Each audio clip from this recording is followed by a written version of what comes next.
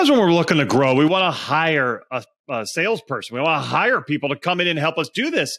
But that hiring process is long, it's arduous, it's expensive to bring that person on.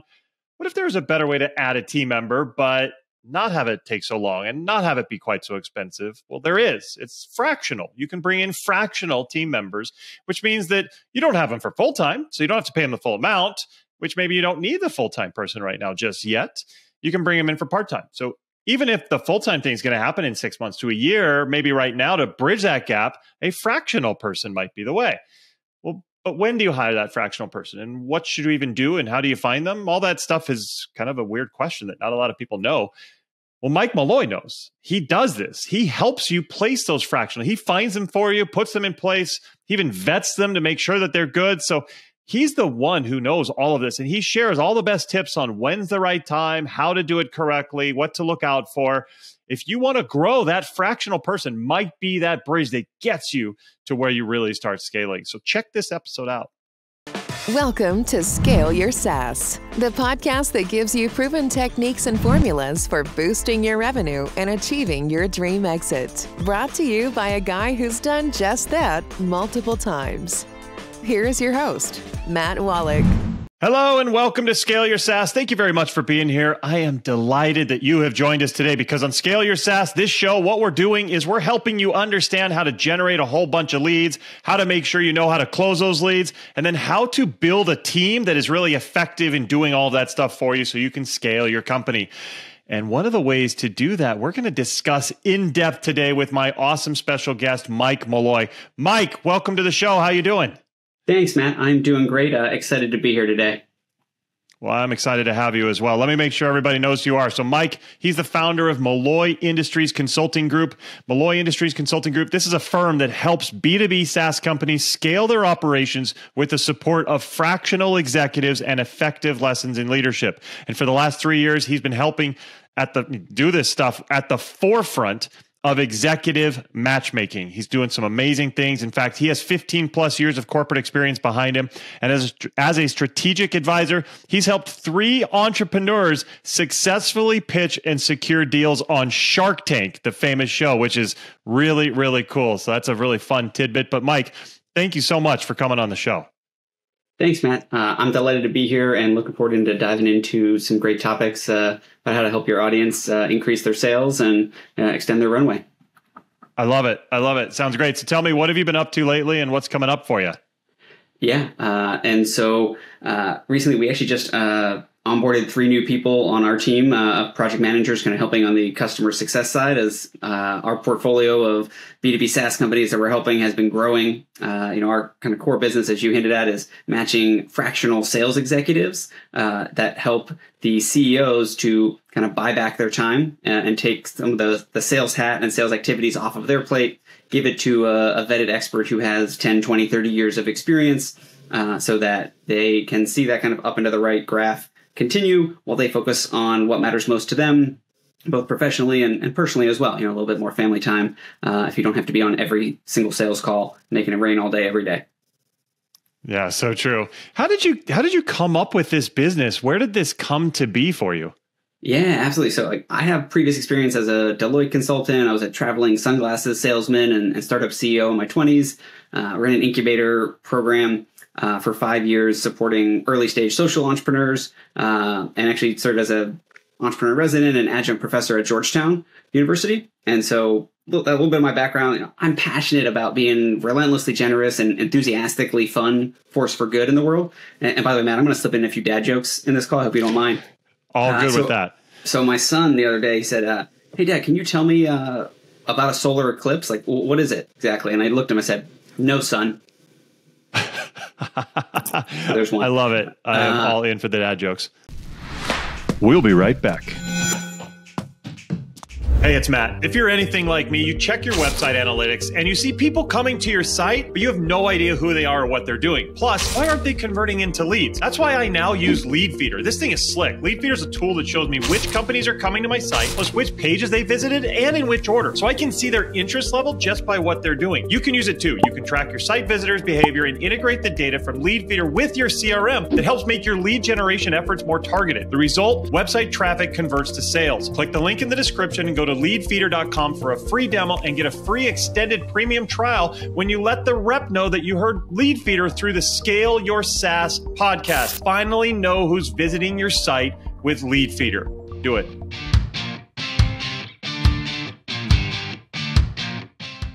And we're back. And so, I love helping entrepreneurs buy back their freedom and time to focus on what matters most. And I guess a little bit of the origin story, there's a small global pandemic a few years ago you may have heard about. And so during COVID, my wife and I left DC, where we'd been for almost 15 years, and migrated to the beach in Delaware, Rehoboth Beach, and was there for about 9 months. Eventually, the incubator said, "Hey, Mike, come back to DC. We need you to run the program in person." And I was kind of like, "Hey, I think I'm going to do my own thing, take another entrepreneurial leap at 35. By the way, quitting your job at 35 and married, very different than 25 and single, just, for those thinking about entrepreneurship. And so started helping entrepreneurs one-on-one. And for about 4 months, it was going great. And then, just to be a little vulnerable, Matt, my mom passed away in September of 21, and kind of shocked the system. I wasn't expecting that. And the same week that happened, my wife found out she was pregnant with our first kid, and a lot of emotions and changes, and took a month off to kind of grieve and process. And I went back to work in October and realized I made $0 in September. And that this business, Malloy Industries, which didn't have the consulting group part of it at the time, wasn't scalable and sustainable if I wanted to take paternity leave and spend time with my newborn son. And so I kind of realized that I couldn't be the change alone, and found myself at the forefront of what I think is the future of work during the Great Resignation, kind of quiet quitting. Like, I'm all in that fractional is the future of work. And so Malloy Industries creates more time and freedom for CEOs by giving their undesirable hats to vetted fractional executives.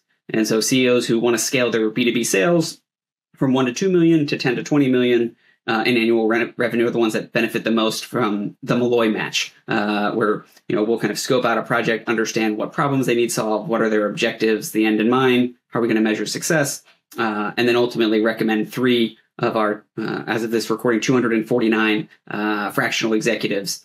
So they can interview them, pick the one that's the best fit for them. And for any reason they don't like the 3, we'll give them another 3 for free. Although, knock on wood, we are undefeated at making matches with those recommendations. Very, very cool. So if you're a leader, why might you feel like, okay, I need to go fractional versus a full-time hire? What are some of the benefits or advantages of doing that? Yeah, great question. And I think the biggest benefit is the flexibility and the cost effectiveness, where you don't have to invest a 6-figure salary and benefits and hope that they stick around for 4 years to get the most of it. There's no long-term commitment, and you only pay for the expertise you actually need. Some weeks that might be 10 hours a week. Maybe it's 20 hours a week. Maybe the next month you don't actually need their help at all, but then 2 months later, you're like, hey, actually, let's bring them back in. We do need help. So the ability to kind of ramp up and down on a month-to-month basis. It also brings in a new, unique perspective. Like, the entrepreneurs have been in the business since it was born, and they think about it all day, every day. And they think, oh, we have to do it this way because this is the way we've always done it. When you get in that new perspective and kind of look at things through a new lens, that often creates innovation, better ways of doing it, and potentially even better ways of pricing or selling the product or service, as well as think about, is there a tangential market that you can tap into that you're not currently selling to. And I'll throw out another benefit of fractional as well, is that they come with Rolodexes. These aren't kids out of college. These are folks with 10, 20, 30 years of experience, often who have been selling in the same industry, similar, products or services. So they have phone numbers that they can call up, and, all things being equal, people do business with people that they like. All things even being unequal, they still do business with people they like. And so being able to leverage that in a cost-effective way can also kind of speed up the sales cycle. Oh, no doubt. No doubt. I think that that's really impressive that somebody can come in and jump in and kind of help that business move forward, even at just a fractional case. But I've seen it happen over and over. And sometimes we feel like, oh, we definitely need a full-time hire, when actually you don't. You're right. I love the flexibility of that. I love that you can have somebody come in and not have to make that long-term commitment that a big-time executive hire would require. And sometimes, Matt, and this is actually on a sales call earlier today, like they want to hire a full-time sales executive, but it's going to take 3 to 6 months. Whereas you need to be selling tomorrow and certainly next month. And one of the things that we bring to speed, where we can typically meet with an entrepreneur, scope it out within 2 to 3 weeks, you'll have interviewed candidates, picked who you want to work with, and get started. It doesn't mean you can't do the large kind of, hey, let's put all the job postings out there, get a giant stack of resumes. I'm going to tell this joke in here too. For anybody hiring full-time, let's say you got a stack of 50 resumes, take half of them and just throw them out, because you don't want to hire somebody who isn't lucky. Very true. Yeah. Very true. Now, I want to shift the perspective now. If you're an executive, why might you want to do this and be a fractional person versus getting a full-time job? I'm all about autonomy and the flexibility and kind of being able to do what you do best. And also, I mean, I'm an entrepreneur. Like once you get the bug, like you can't go back to thinking like, oh yeah, I would love to sit in a cube for 40 hours a week and make my TPS reports. There's more risk as the fractional, but there's so much more upside and the ability to work on interesting things, perhaps across 3 to 5 different companies. Maybe you do 1 day a week at each of them. It also means that you can increase your impact and extend both the financial as well as the kind of social positive impact in the world. If you're reaching more people, because if you're selling something, you got to believe in your heart that like, hey, this is a valuable product or service, and my future customer would be at a disservice if they didn't, go home with it today. And so with that in mind, you want to be able to serve more people and also potentially train more salespeople to work under you. A lot of our fractional sales executives, they're not just an individual contributor. They help build out teams of SDRs and account execs, put together either audit, update, or create from scratch the kind of sales playbook. What are the different activities at the stages of the funnel? How are they, able to help these companies move more future customers through that funnel at a faster rate? And you make more money. I mean, and everybody makes more money. It's kind of a win-win-win all around by being a fractional. Fantastic. So they might take like 1, 2, 3 different companies on at a time? Is that how? Yeah. So typically the fractional executives we work with will work between 4 to 32 hours a week with a client.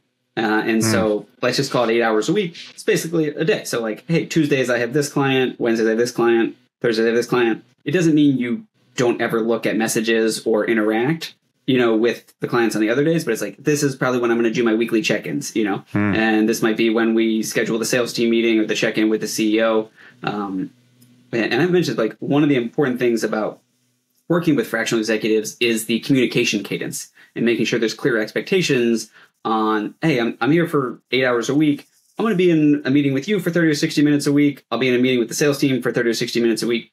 And I'm going to do a bunch of other stuff. But you don't need to micromanage the fractional executive. It's not, again, like a 22-year-old figuring out their first job and, how to do it. They're going to go out and be productive at a much faster pace once they get up to speed. I would say the first month, there is a lot of learning more, digging into everything that currently exists. Like understanding, do they have a clear business model? Who's their ideal client profile? What's the pricing model? How is that all built out?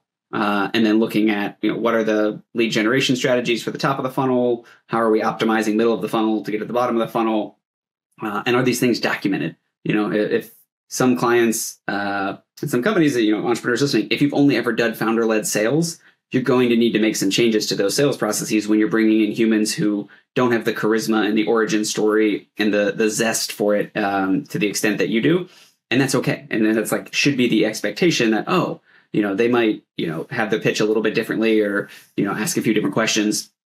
Another thing that we look at early on with clients too is just the CRM and like, what's their CRM hygiene? Do you actually trust the data that's in there? Who's been putting it in? How are you leveraging the data? And we've helped several clients transition from one outdated, untrustworthy, garbage in, garbage out system to a brand new one that you get buy-in from the stakeholders across the organization. And then you train people on how to use it, and it transforms the whole business when you actually have a single source of truth. Oh, it makes it so much easier to manage. I mean, and not only for the people doing their jobs as sales reps, but having a strong CRM makes it just so much easier to see and identify where the issues are and where we need to manage, where we need to focus. I totally agree. I want to ask you, because I think some people have their perceptions of fractional. So what are some of the misconceptions out there that some leaders have about fractional executives? Yeah, great question. I would say one misconception, is that it's too expensive and that they can't afford it. And, somebody with 30 years of experience, there's no way, like, why would they, waste their time with us piddly little, we just did our first $1 million in sales and this guy's doing, hundreds of millions of sales. Well, you'd be surprised, especially the second half of people's careers. There is some interest in both diverse businesses they want to work with, as well as paying it forward to the next generation. The other thing I'd say there is that, yeah, it would be way too expensive if you had them as a full-time employee and were paying them, $400,000 a year. But for $250 an hour, maybe you can budget like $5,000 a month and you just get the expertise you need. And it also, people don't always know, like, how long does it last? Like, is it you? Is it me? Like, we start with 3 months. Like, let's work together for 3 months, figure out how it goes. And then from there, it's a month-to-month basis. It's like, hey, do we both want to do it again? Because at some point, we have had the occasional PITA or pain in the ass client that is not worth renewing, even though they want more than just the way they treat us. And one of the things that I have found is, like, the number one characteristic to avoid is, like, how frenetic is the founder? If they're, like, all over the place and rescheduling meetings and change, they said a meeting 1 is completely different from 2 and 3. That's going to continue throughout the whole project, and we're never going to meet their unrealistic expectations. So it's just something we keep an eye out for. Yeah, I think that's really smart, because that can create some friction and some nastiness, as well as it's going to be really hard to understand what the true goals are and if the fractional actually met them. So I love that you've identified who that right person to work with is. I want to know, so this fractional comes in, how do they complement existing teams? So maybe there's already some salespeople in there. How does that all work? Yeah, I mean, first we say, hey, Matt, your hair looks really nice today. And I love that shirt. Thank you. Start with complimenting. I get it. Compliment. And part of it is understanding, like, what are the strengths that the team already has? And, like, let's build those people up. Everybody we work with are pretty good leaders. And, you praise publicly, you reprimand privately. And so when you see someone who's doing something great, hey, call that out, and tell the CEO, hey, man, Joe, I know you think he's just an SDR, but, like, he's actually doing an awesome job. I'm real impressed with the templates he's written. And there is a level, too, of, like, understanding people's egos. If you're a full-time employee and they're bringing in a part-time person to manage you or for you to report to, like, spending the time to get to know people on a personal level. And so, like, we'll typically, when we're doing sales team meetings and one-on-ones with sales reps we're working with, we'll check in personally and professionally the beginning of each meeting, like, hey, 1 through 10, how are you doing? Like, how's life outside of work? Start with that kind of trip report, because that creates the psychological safety and rapport, so that when you're doing a shitty job, like, we can call you out on it and you're okay with it. And it doesn't mean, like, you suck. You just had a sucky week. Like, let's see how we can bounce back. The other thing to note, too, is that we'll come in and usually the CEO knows 1 to 3 things that they're struggling with. And, like, hey, we really need to fix, maybe it's the CRM or the metrics. Like, we're just, like, I don't have a clue what our customer acquisition cost is or our LTV, lifetime value. And so, like, if that's a known unknown, all right, great, we'll work on that. But there's also usually 1 to 3 things that, like, the CEO doesn't realize is an issue with the sales team. And so, like, one client we worked with, they brought us in, I guess about a year ago, last April. They had missed their monthly sales quota of January, February, March. We started mid-April. They had 9 sales reps. They had no data in the CRM that they trusted. There was no way for the CEO to even know which of the 9 was performing great, doing pretty good. No. And ultimately, there were 2 that they let go of with 3 months into the engagement, because they finally had clarity into, like, how poorly they were performing, because we built some kind of custom dashboards and data visualization to look at the accounts by reps and what were they selling and all these things. And so that's, it is can be a little awkward, that, hey, not everybody who's on the bus now is going to be on the bus in 6 months. But you're probably burning a lot of cash and wasting time, attention, money, energy, and effort with these underperformers. And when you let one or two B or C players on the team, it brings down the average of everybody. Whereas like we're bringing an A player who can recognize other A players, build them up, and then as needed, identify outside new A players to join the team to maybe replace some of those empty seats. Yeah, I think that's critical. And sometimes having that additional set of eyes on the team helps you identify, okay, yeah, this is an issue. We need to make a move here. And I've seen it many times where that new set of eyes almost speaks to the leader what they were already thinking. Like they already kind of had an idea that there was some issues. And just hearing it from someone else kind of confirms that and makes it easier for you to make a move on the team. Have you seen that? Yeah, 100%. And a lot of times too, like some of the challenges that the CEOs face is some level of like imposter syndrome, or like not always feeling worthy to lead this business or be this like super successful entrepreneur that folks on social media think, oh, I'm crushing, I'm killing it. But like, dude, you have 17 hair on fire problems. You're up in the middle of the night. You're stressed about all sorts of stuff. And a lot of it ties into the like, you're doing things you've never done before. Like nobody taught you how to be an entrepreneur and a leader of a multi-million-dollar business. There's not like accounting 101 class for that, and the diversity of skills needed. One of the best skills is knowing what you don't know and leaning on people that are smarter than you, and like not having your ego be like, I must be the smartest person in every room. Like, not if you're the smartest person in the room, like leave and go in another room where there's smarter people, hang out with them, take some of the knowledge and then bring it back and, teach it, distill it to others. And so our fractional executives become a trusted advisor, somebody that they can lean on and help coach and support them as they're leveling up on their own leadership journey and building a better company, and, not needing to fear about like losing control either of the overall business or even losing control of individual responsibilities or tasks. It's a great quote from Dan Martell: 80% done by somebody else is 100% freaking awesome. And so the idea that like you have too much on your plate, you need to identify the things that are not in your strength zone, not your zone of genius. And oftentimes, entrepreneurs have limited sales experience. They, we're not a card carrying salesman for 2 decades before they started this. Like, no, like I work with somebody who's like got their PhD in biotechnology and like was in a lab. Like I was a computer science nerd for a long time, happened to spend 6 years in a van driving around selling sunglasses, listening to all these Zig Ziglar sales tapes and everybody else. I call it Automobile University. Like I learned all this stuff in my 20s. I'm 37 now, and I have a pretty good idea about how to go through the sales process and, like the importance of Matt, do you know what a BAM fam is? Absolutely, BAM fam. That's something we teach very heavily. I love it. For the listeners at home, that is a book a meeting from a meeting. And the goal of every meeting is to get the next meeting. So make sure you save, 1 or 2 minutes at the end. Hey, let's just pull up our calendars real quick, get something on the books, before we wrap. Even if it goes over a minute or two to the next meeting, you always want to get that continuity. And also identifying who are the other stakeholders involved in the decision-making process who weren't in this meeting. Hey, do you have a visibility into their calendar? Like, are they free, next Tuesday at 2, 3 or 4:30, let's just go ahead and get an invite now. It's super critical to be able to do that. It's something we work on. We role play that within our sessions and our coaching groups. But yeah, I think some of those tactics, you're right, the founders often don't know. We get a lot of them that come to us because they've built this product. It's amazing. They're starting to see growth. Now they want to scale it. And that's one of the reasons why they come to me. So this fractional executive thing, I think, is really critical, Mike. I'm really grateful that you've been able to come in.